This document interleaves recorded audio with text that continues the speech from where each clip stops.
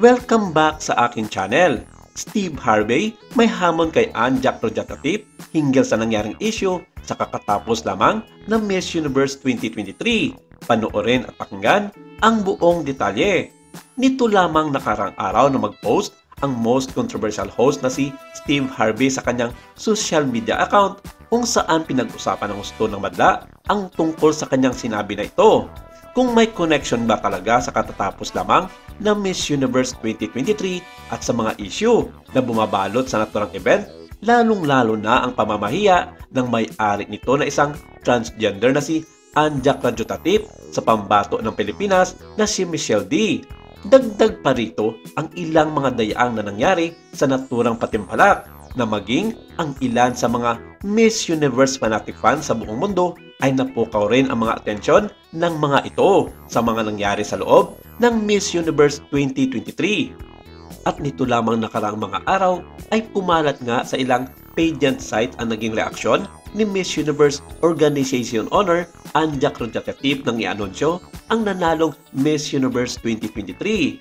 Marubdob na nag-abang sa front seat ng venue sa El Salvador si Ann kung sino ang bagong hiranging Miss Universe.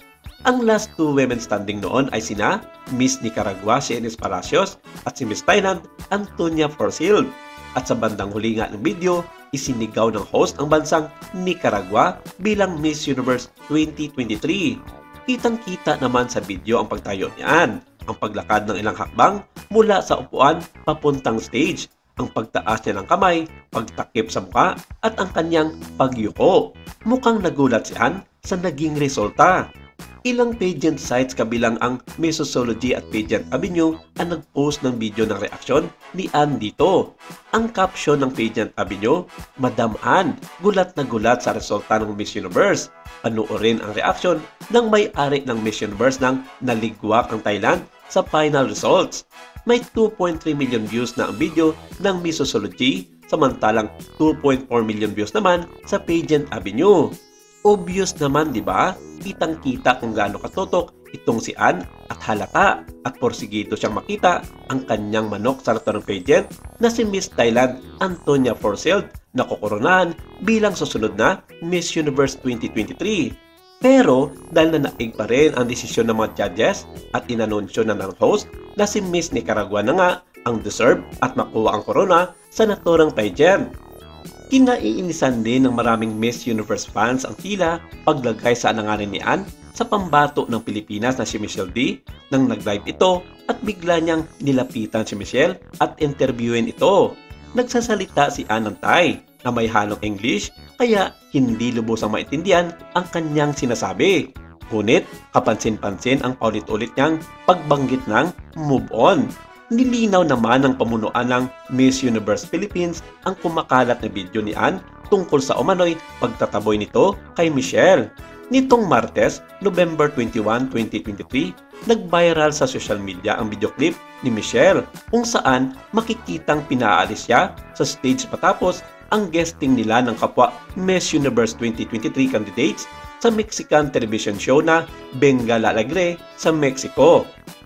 Kasama nina Michelle at Ann sa entablado ang Miss Universe 2023 candidates mula Lebanon, Germany, Colombia, Thailand at USA at ang isang lalaki. Isang babaeng staff ang lumapit kay Ann at sa lalaki at binulungan ang mga ito. Maya-maya pa ay lumapit ang babaeng staff kay Michelle at ineskorta nito palabas ang kapuso actress. Ang tagpong ito ay nagpagalit sa fans ni Michelle dito. Kanya-kanya ring interpretasyon ang mga ito na di umano'y inutusan ni Ann ang babaeng staff na palisin si Michelle sa stage. Dahil dito, kaliwat kanang batikos ang ayoy ibinabato kay Ann dahil daw sa umano'y pambabastos nito sa Miss Universe 2023 Top 10 finisher na si Michelle D. At dahil nga sa isyung ito, marami ang nananawagan sa dating host ng Miss Universe na si Steve Harvey na pumasok ito at magbigay din ng kanyang inputs kung tama nga ba ang mga nangyayaring gulo sa loob ng Miss Universe management. Kaya ganun na lang ang gulat ng mga pageant fanatics nang mag-post ito sa kanyang social media. Unquoted, please step down. Hindi malinaw kung para saan at kung ano ang punto dito ni Steve kung bakit ipinost niya ito sa gitna ng mga nangyayaring gusot sa loob ng Miss Universe Pageant 3. Pero ayon sa mga netizens at maging ibang lahi ay nagsasabi na ang tinutumbok dito ni Steve ay walang iba kundi ang Miss Universe org owner na si Anjak Rodatip dahil sa kanyang mga kapalpakan na i-manage ang naturang organisasyon at pagkakaroon ng unfair treatment sa mga kandidata. Maraming salamat! Ito lang muna ang ating update for today.